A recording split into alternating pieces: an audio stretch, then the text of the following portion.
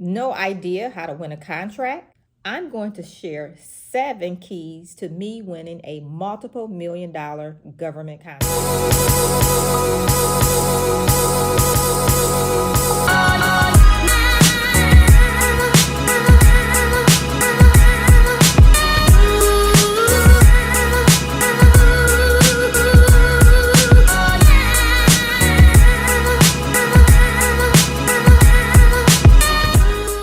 If you haven't subscribed yet to the channel, go ahead, hit the subscribe button, turn on the notification bell to be notified every time I post a new video about government contracting and business advice. I've used these same things to win my first multiple 6-figure contract. I've helped thousands of small business owners secure government contracts, and I'm excited to help you in your bidding nightmares. So here we go. The first thing is you need to be proactive. Too often I see you guys sitting and not being in action. It is so important. Like, you can Google information, you can learn a lot, you can go to seminars, workshops, you can even do paid programs. But if you don't take action, nothing works. And so that's one of the things I push inside of my Contractor's Edge Bootcamp, for example. We just started round 7. And one of the things I tell my clients is this: the information work. I can give you the information. I can give it to you step by step, but you have to take action. You have to be proactive in making the move to government contracting and assuring that you get the results that you desire. And action, proactive is required. Okay. The second thing, you have to be looking for opportunities all the time.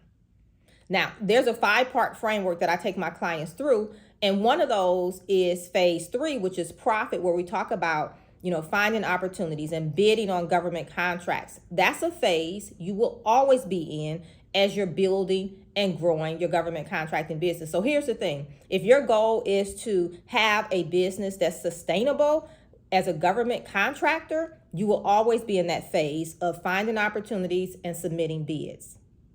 And so you also have to be proactive in asking for opportunities, because there's a lot of low-hanging fruit that's being left on the table because you have not asked. Now, you have to ask the right people, but you have to ask. So I always say you have not because you ask not.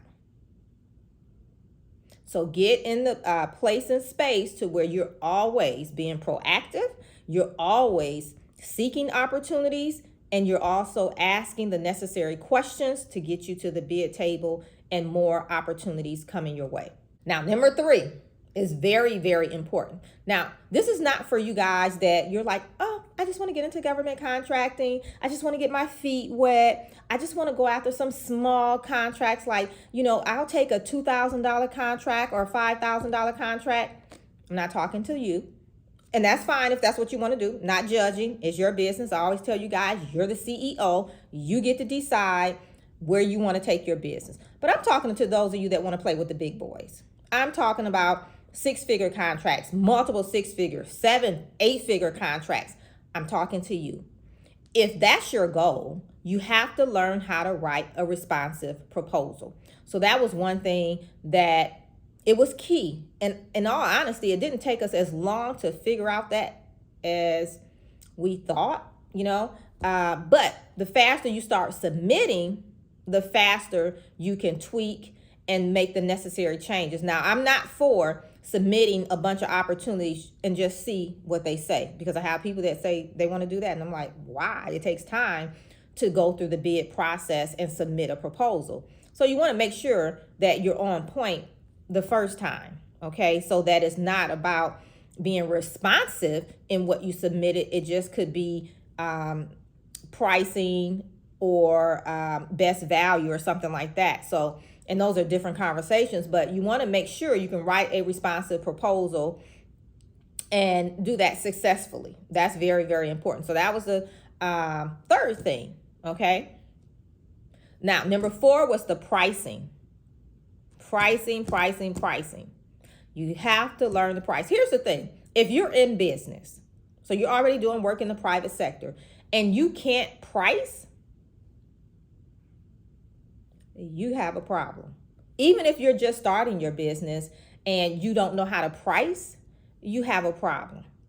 So that's very, very important. That's like one of the first things you need to learn is how to price, because that gets you closer to opportunities, but not only that, but being profitable. So you have to learn how to price and profit margins. That was the fourth thing that we had to overcome: pricing and those profit margins, because all of that goes into that end total and that price that you submit in on that opportunity. So that's very, very important. Now, if this is resonating with you, go ahead and hit the like button for me. Now, here's a question. I want you to comment below. When was the last time you submitted on a bid? Let me know in the comments. When was the last time? And if you haven't at all, let me know that too. Now, here's the fifth thing. Remember, the first thing I told you was about being proactive. So this is another action that you'll continuously take. We talk about this in phase 4 of my Contractor's Edge Bootcamp. And you want to make sure that you have your team in place before you need it. Actually, on our group coaching call yesterday, I was talking with a client, and just to her success, I'm not going to give her name because she didn't tell me I could, but she won a 6-figure contract. So let's clap it up for her. I was really, really excited. And she tried to like slide past that. And I'm like, wait a minute, what did you just say? So she won a 6-figure contract, $100,000. But now she's looking at a $300,000 contract, right?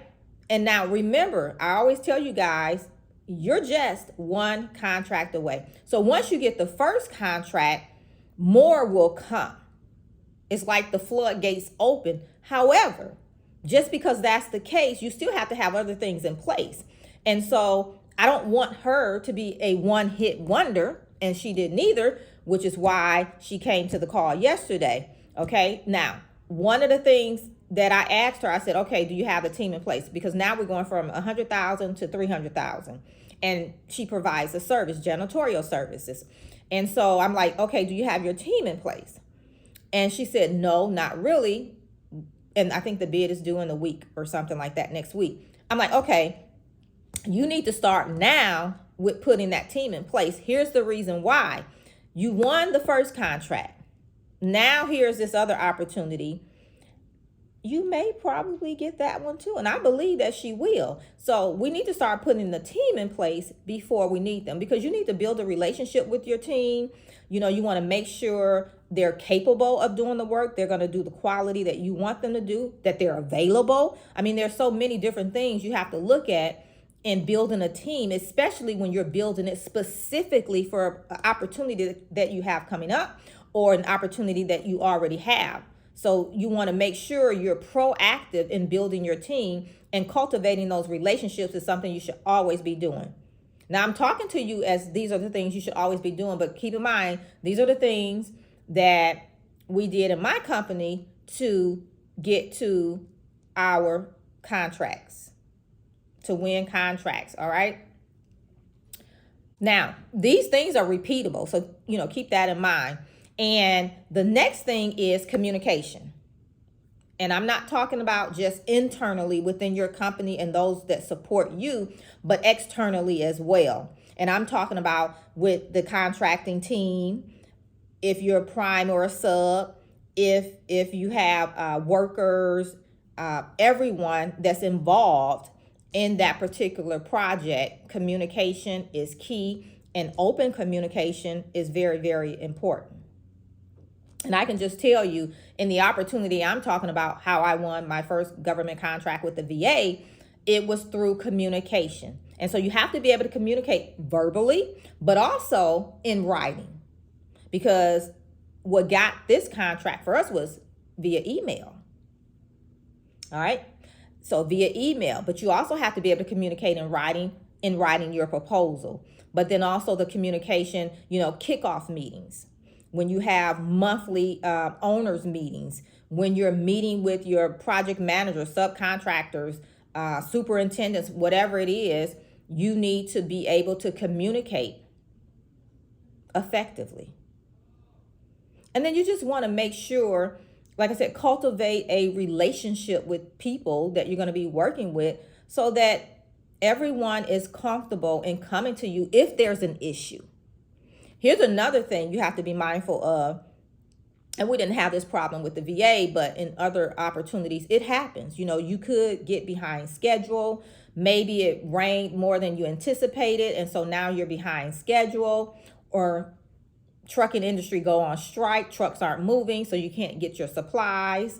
And so you have to be able to communicate to your client and let them know what's going on. So communication is key. And in the contracts, they look at that. When you submit your proposal, a lot of times they'll ask you, have you ever had any problems come up on a project? And you may say yes, but the next question is, how did you handle it? And however you handled the issue, some communication had to come into play. So make sure you can communicate effectively and that you're open and available for communication when people have to reach out to you as well. So it's almost, I always say, you try to it's almost like treat people how you want them to treat you, if that makes sense, as it relates to communication, being open and being available. And then number 7, so key, stay ready. I don't want you to be getting ready. I want you to stay ready. And how do you do that is the steps it takes to navigate the government RFP process. Stay ready. Because in all honesty, in this first opportunity that we won, we had to ramp up quickly. It's possible, but it's very stressful. And I don't want that for you guys. So learn from my mistakes. So I say, my lessons learned, that's one of them. Stay ready in all areas of what it will take to find opportunities, but also deliver on that promise. So make sure you stay ready. Always know what your capacity is. Know how you can float projects. Know what your approach would be. Know what people you will partner with, whether it's a teaming arrangement, independent contractors, however you're going to structure the deal. Know who those people are. If you have to get supplies and things like that, who are the vendors you will use? Important. How long does it take you to put a proposal together, to put a bid together, to gather your numbers? Stay ready. Stay ready. All right. So those are the 7 keys. And let me just repeat those for you. So the 7 keys to me winning the multiple $1 million government contract. Here we go. 1 was being proactive. 2, seeking and asking for opportunities always. Remember I said we got that one via email, asking.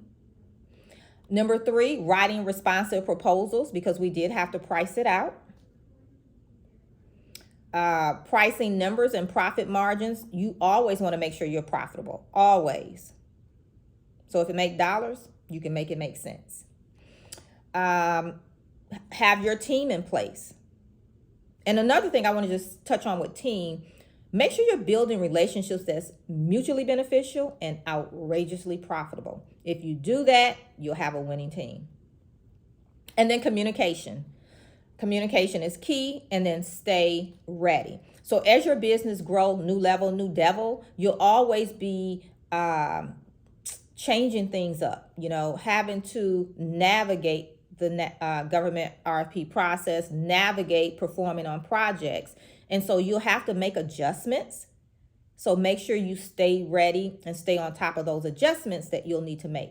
Now, if you're struggling to secure contracts with the federal government, or maybe thus far you're a one-hit wonder, reach out to me over at support@FeliciaStreeter.com, and I would love to have a conversation to see how I can help. And then be sure to check out other videos here on the channel. I have a wealth of information about government contract and how to navigate the government RFP process, no matter where you are in the process. And then be sure, subscribe to the channel if you haven't already. Like this video and leave a comment. And then remember, you're just one contract away. Bye for now.